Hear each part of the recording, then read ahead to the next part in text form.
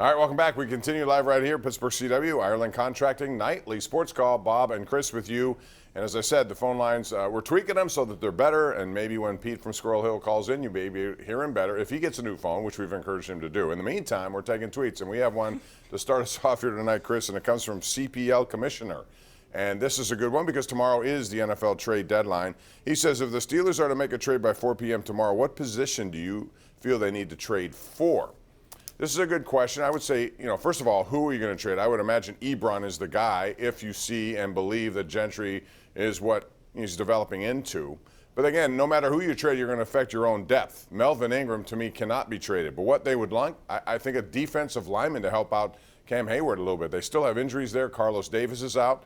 You see some pretty good efforts. Like I thought Loudermilk played well when he had an opportunity yesterday. But I think if I had to look at one area, that might be it. How about you?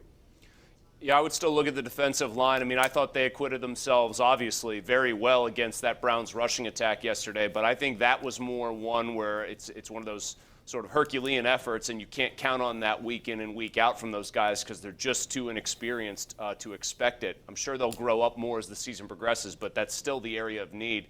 I think they'll trade Ebron if they can get any interest whatsoever in him, though I don't know why there would be much. They've targeted him, 13 times in the games that he's played. That's about 2 per game.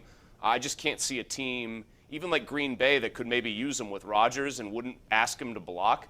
I can't imagine that they would necessarily want him. As far as Ingram goes, I'm with you in the sense that I don't think you can trade him from a depth standpoint, but we had Aditi Kinkhabwala today, NFL Network, and she said that as far as she's hearing, the Steelers are trying to facilitate a deal. They don't want to deal him within the AFC, which is understandable because they still see themselves as contenders, and right now they are, to make the playoffs. The Chiefs were interested in him, to be sure. So it seems like they're still going to try to make a deal happen. And she also intimated that from what she is being told, Ingram expects that he's going to be gone and doesn't want to be here, thinks he should start over Alex Highsmith, thinks he's better than Alex Highsmith. That situation is just such an unbelievable mess. You hear about how the Steelers are more transparent than other teams with players that are incoming about what their role is going to be. You heard that Ingram, do you remember this, Bob? Ingram was a good guy in the locker room. He was somebody that was a high character guy, just wanted to win. The fact that it has come to this with him is just, it's borderline shocking given what we were told about both parties or about him coming in and what we've come to expect about the Steelers, that he's pulled a LeGarrette Blount essentially. Yeah, but I'd like to know how it was explained to him because I can't believe that if they said, look, we have Highsmith, we're very high on him. He had a good year. We thought took steps. He had to know he was more of an insurance. If they didn't say that and if they encouraged him to be a starter or said that he would be, then maybe it was misleading. But I got to believe they were straight with him and said, look, we got 2 guys we like. You're here as part of the mix. And he didn't have many other offers to go to. So, bottom line is he took it. He knew what he was dealing with. He played well. And you didn't hear a word when his snap totals were up and Highsmith was battling with a hamstring. But now they've gone down. Highsmith is playing, good and bad. I mean, he's still a young player emerging, but I think that is what it is. But I don't know that I would trade him. I want to ask you this, too. There was a big trade today. I find it very interesting. Von Miller, 8-time Pro Bowler on his way to the Rams now. They put him with Jalen Ramsey, Aaron Donald, and a cast of tremendous defensive players, I think. They go over Matt Stafford. That's a pretty good team. They got 2 number 2s. I was talking to a friend of mine in Denver tonight.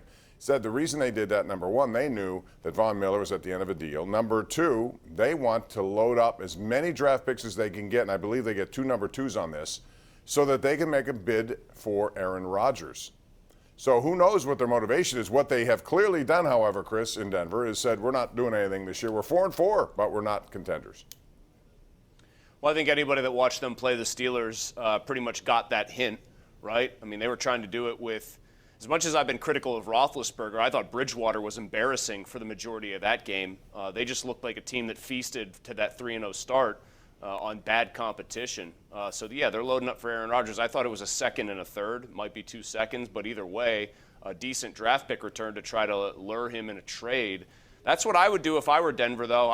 I will give them credit for this, Bob. Your mileage may vary here because the Chiefs, as we know, are still kind of struggling along right now. They're in a dogfight in tonight's game. But the bottom line with Denver is I think they were able to read the writing on the wall and say this is not the backbone or this is not the structure of a contender. We don't have a guy at the most important position on the field that we trust to lead us to victory. And next year there's going to be a chance to get a generational talent who still looks like he's got 3 to 4 years left, bare minimum. So in some ways, I know this is tough if you're a Broncos fan, hearing something like this maybe, or seeing something like this, but I give them credit for being honest, looking in the mirror, looking at what they had, and being honest about their chances this year. If it lands Aaron Rodgers, how could you complain about it if you're their fans? All right, we got another tweet in. We have several more. I'd like to get some in. This is Eileen Bowers, and she talks about two things, Kenny Pickett being one of them, and also Chris Boswell's injury. Eileen writes, other than Kenny Pickett, do you consider Pitt's offensive line to be the area of greatest improvement this year? If Boswell is not out of concussion protocol next Monday, what is the plan? Any chance Alex Kessman gets a call? Well, see, this is the thing that you run into here. Because of that injury, and you don't know the status of his protocol, although it seems encouraging, Roethlisberger indicated that he seemed to be okay. He was on Instagram last night, whatever value you put in that, Chris. But I got to, they're going to know where he is by midweek. And if not, you'll see people coming in here. Whether or not it's him, Kessman, or anyone else, there are kickers available. I mean, that's how he got his job. That's how a lot of guys get their job. Jeff Reed got his job for the tryout. So I would imagine you'd have an answer in the midweek.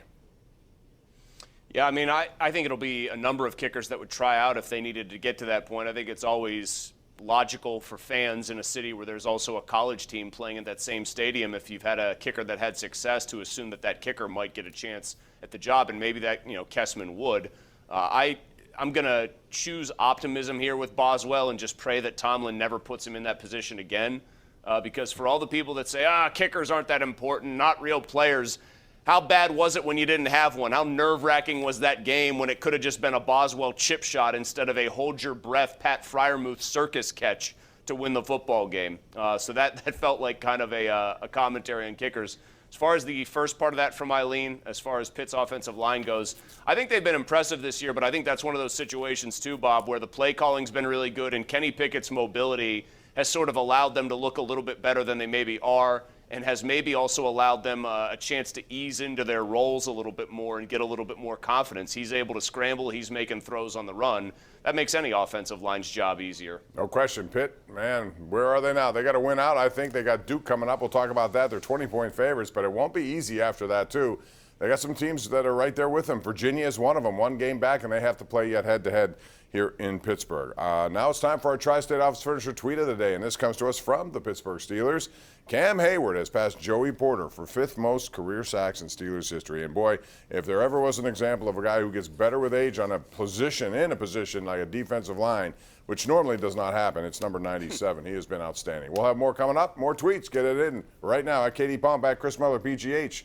This is the Ireland Contracting Nightly Sports Tweet tonight, at least, here on CW.